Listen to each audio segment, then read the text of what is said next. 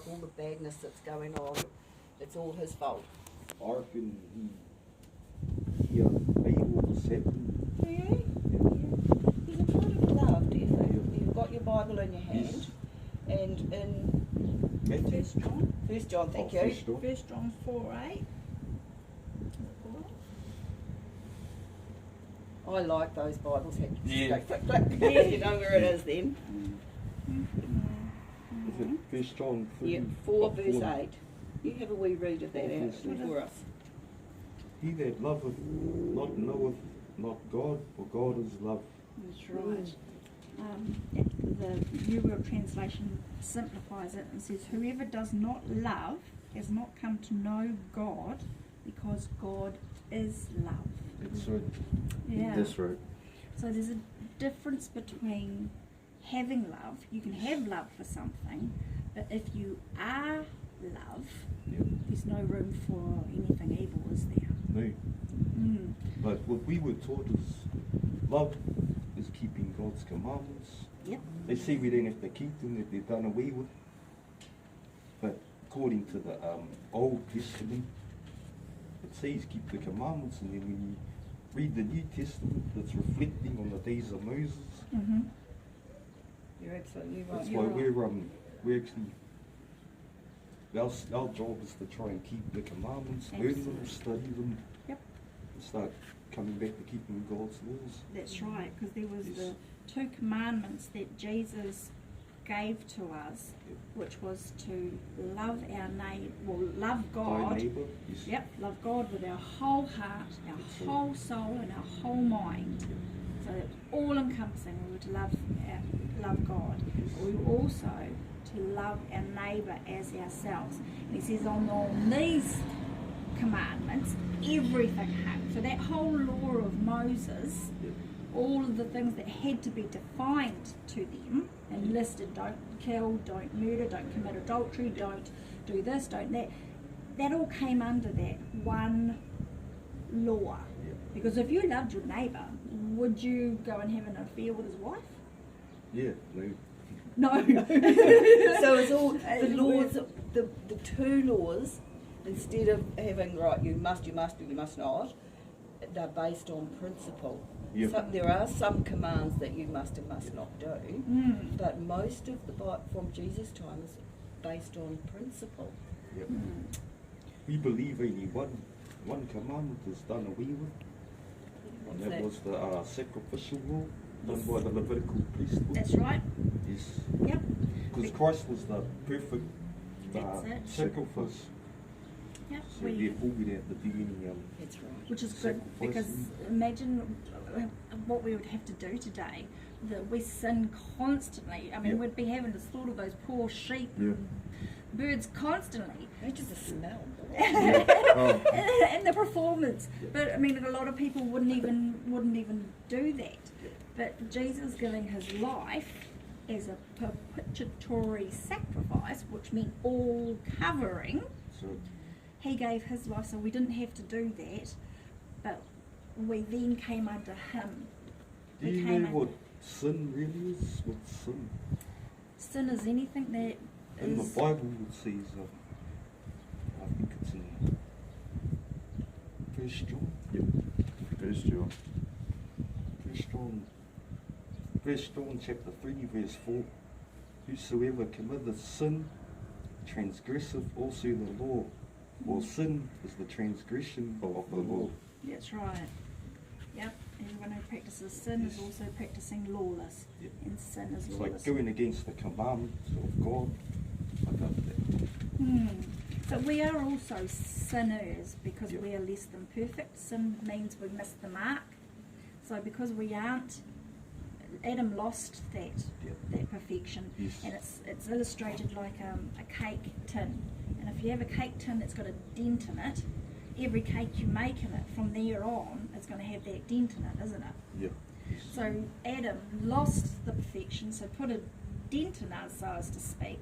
So as the generations gone down, we're bearing the sin that he, from his, what It's was it just- that Adam did that ruined it for mankind?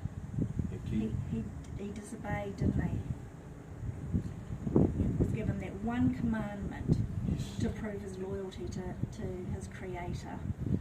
And because he decided that he would rather side with his wife and listen to the false reasoning of Satan, then he went against God, didn't he? Yep. And then we, as a result, and that's of course why Jehovah brought in, why God brought in the whole, sacrificing to him and the high priests and all that, so that we could actually get back to having a relationship with our Creator. Yes.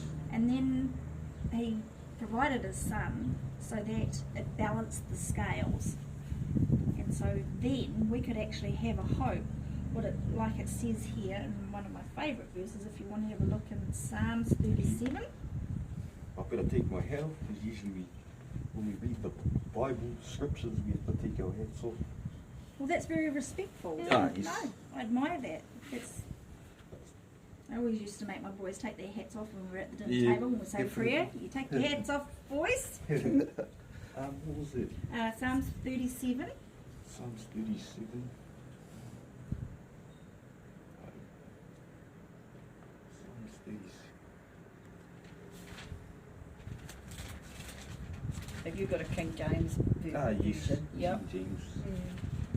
Yeah, we used to use the King James version, but because the language is not what we speak anymore, it's Yes. the these and the thous and things, Yep. you kind of get Not a tongue twister. it is. That's why we had it revised and it's put in plain English.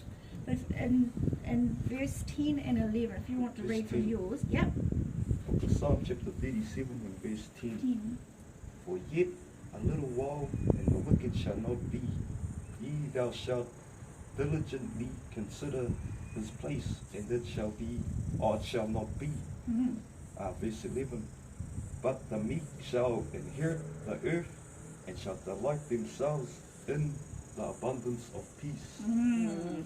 So ours puts it this way, which is exactly the same, but it says just a little while longer and the wicked will be no more. You will look at where they were and they will not be there, but the meek will possess the earth and they will find exquisite delight in the abundance of peace. That's right. This hope for our future is only because Jesus gave his life for us. Yes. Yeah. Yep. If it wasn't for his sacrifice, we would have no hope. This would not exist. Mm. But obviously, there's going to take a lot before this exquisite peace is going to exist, because we're not having exquisite delight and peace today, are we? No, not really. No. And even the very fact of it, if we look over at verse 29, Verse 29. verse 29, what does yours say? The righteous shall inherit the land and dwell therein forever. On it. Can I ask you, with that word land, what would be another word for that? Land? Yeah. For us, it's Israel. Okay. But if you were to put it in everyday language, what would you say it would be? Would be the motherland, which is Israel. Yeah. Do you think you could use the word earth? Yeah. Yeah. Because when you talk Yeah. about the land, Yeah.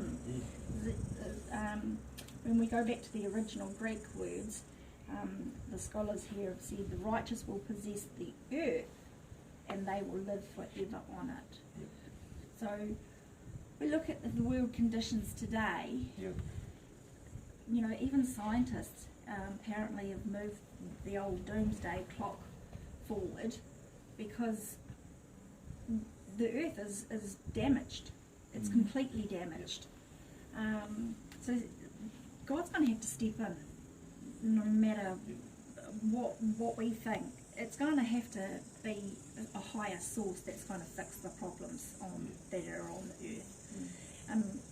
Like what's happening? It's all God's declared the end before it's even started. That's right. He's prophesied it. And what we have to do is start coming back to keeping God's laws, Yep. keeping all the statutes, laws and commandments, even through these dark days, Yep. dark times, and when Christ returns, hopefully we'll be a part of it. So going back to Christ's Yes. ransom, why did he actually give his life for Why? mankind? Because for us it's more he was the perfect sacrifice, just so we wouldn't have to, so we can repent in this time of grace and start coming back and keeping his laws. Mhm. Yes. Mm. Mm. There's also in the book Matthew, chapter 6, there's a couple of really, actually could you on that? I don't, glasses on. Chapter 6, verse 9, The 6th of that's verse the 9. Lord's Prayer. Matthew 6. Yep. If you could read Oh, that yeah. out for us. 9 and 10. Yep. This is the book of Matthew, chapter 6, verse 9. After this manner, therefore pray ye, Our Father which art in heaven, hallowed be thy name. Verse 10, the kingdom come, thy will be done in earth as it is in heaven. Mm-hmm. Right. So what was that first thing Jesus said to do? After this manner, these are Jesus' words. Yep. Our Father which art in heaven, hallowed be thy name. Mm-hmm. Right. So that name, Jesus wanted people to know. Yep. Yeah. And through our studies of the Bible, that name, and you'll find it in Psalms yourself, Psalms 83, sorry, not 87. Yeah, 83. So keep your finger in that one, that of Matthew. Is this a precept? What was it? Sorry. 83. Psalms 83. 83.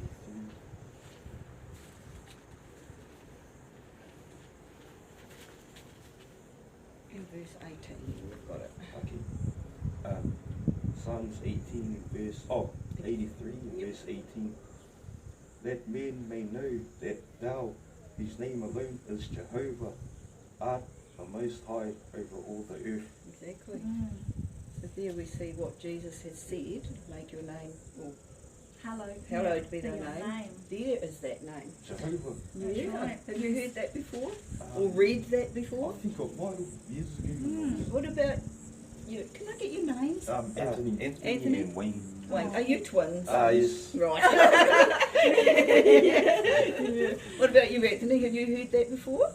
Yes, maybe when I was younger. Yeah. Yeah, in Sunday school. Yeah. When I used to go to church. Okay. Yeah. Cool. But that's probably the only time I've heard it, really. Mm. When I Right. was younger. Right. But Jesus, when you go back to Matthew there, Yep. he was telling his disciples, he gave them, instruction where he showed them how to pray.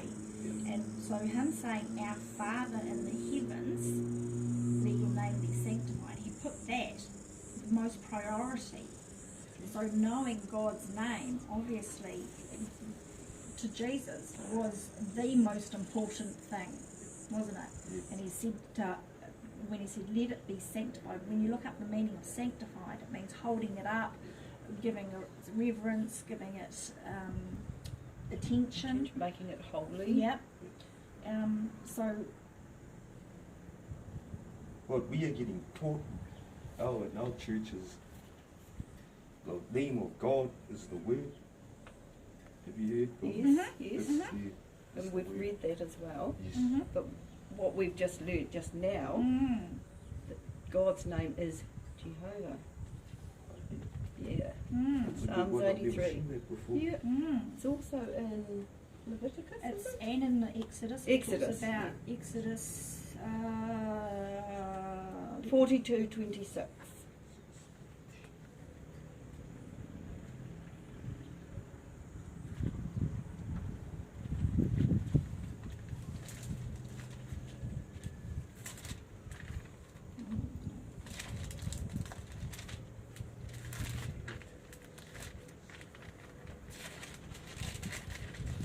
It's got windy, isn't it? Oh, sorry. What? Exodus Exodus 42 and 26. I think that's correct. And Oh, it's so- 20 verse 5. You must look down to the end will be enticed for Elijah.